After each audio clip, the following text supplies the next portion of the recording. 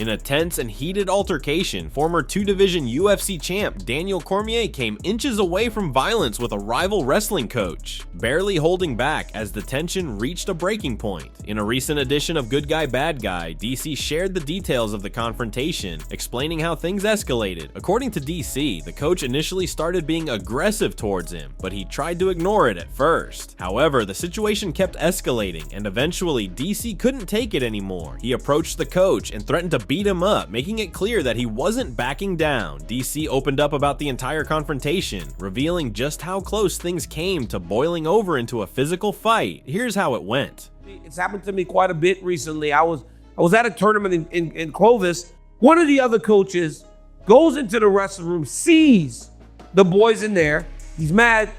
He throws them out. I go to him and I say, hey man, what happened? Dude he got mad at me. He a big guy though, chill. This guy's got to be 300 pounds. He wants to beat my But you don't know him. You don't know who this is. I've never met this guy a day in my life. So then we're walking between the gyms. I'm walking one direction. He's coming in the other direction with the old coach.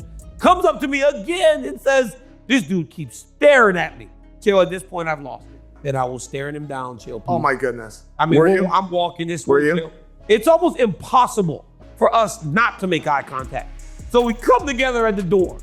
And this guy keeps staring at me. And finally, I'm done, chill. I've had enough. So I go up to him.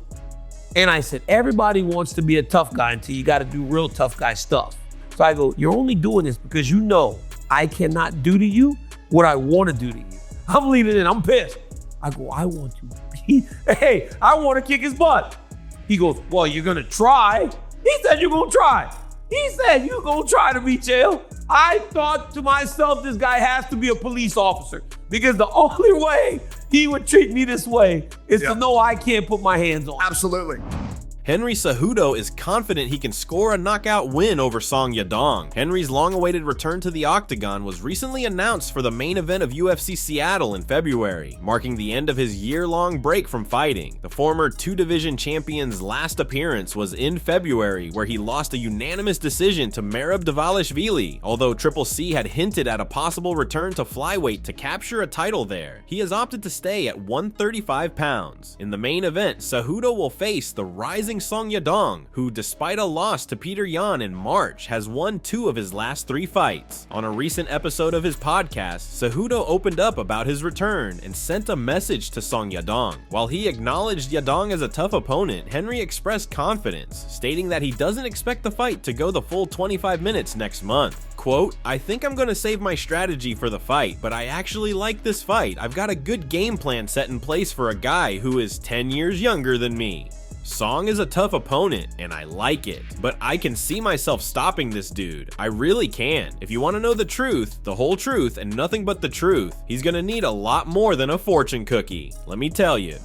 On a recent episode of the Joe Rogan Experience, UFC color commentator Joe Rogan shared that he'd heard Jon Jones was asking for $30 million to fight Tom Aspinall, adding that he hoped the UFC would agree to the terms to make the fight happen. In a follow-up episode, Rogan revealed that UFC CEO Dana White called him to refute the claim about Jon Jones asking for $30 million to fight Tom Aspinall. Rogan acknowledged the rumor was false, admitted he couldn't recall its source, and retracted the statement. He also shared that Jones might be considering retirement and emphasized the importance of allowing him to make his decision without external pressure. While praising Jones as the GOAT, Rogan noted that he should fight on his own terms, but questioned how long the heavyweight title can remain inactive before discussions about the division's future arise. During a recent Instagram Live, Dana White addressed Joe Rogan, spilling details of their private phone call on his podcast. Dana seemed surprised, saying he didn't expect Rogan to share what was meant to stay between them. He also stirred excitement by hinting that the highly anticipated Jon Jones versus Tom Aspinall fight might take place in Saudi Arabia, adding more intrigue to the potential showdown.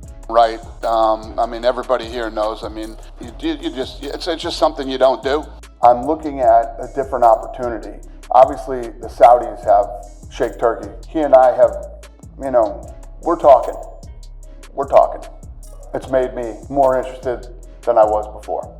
Whether I'm right or wrong, we will find out. Daniel Cormier still believes Jones could land a hefty payday for a fight with Aspinall. Dana has already confirmed that the highly anticipated title unification fight will happen in 2025. DC weighed in on what the negotiations might look like in a video he recently posted on his YouTube channel.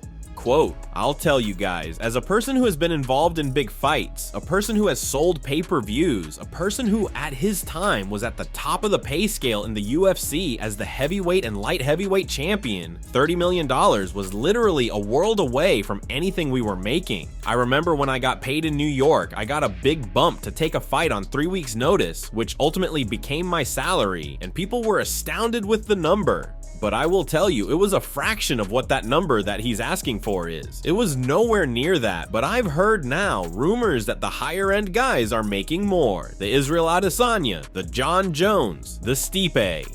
I heard that Stipe made big money for the last fight." End quote. DC believes that while Jones may not reach the full $30 million figure, he could still strike a lucrative deal to make the fight with Aspinall happen. Quote, "I'm not sure he gets to 30, but if you ask for 30 and you end up with 20 or you get 15, that's a win for John Jones on his way out."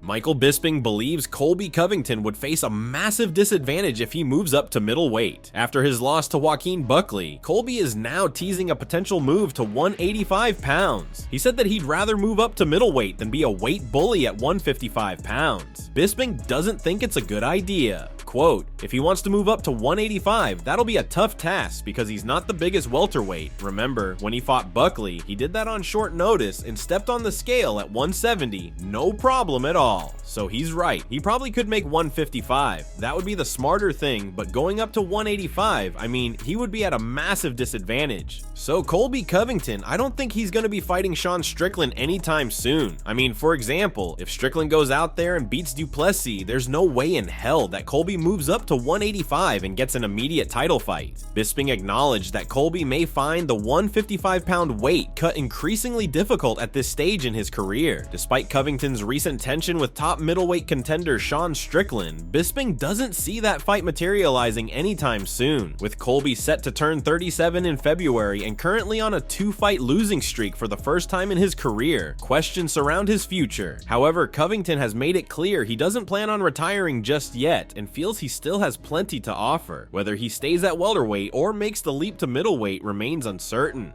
What do you think? Should Colby move up to middleweight and push for a fight with Strickland? Leave your comments below. Thanks for watching. Don't forget to subscribe for daily MMA news.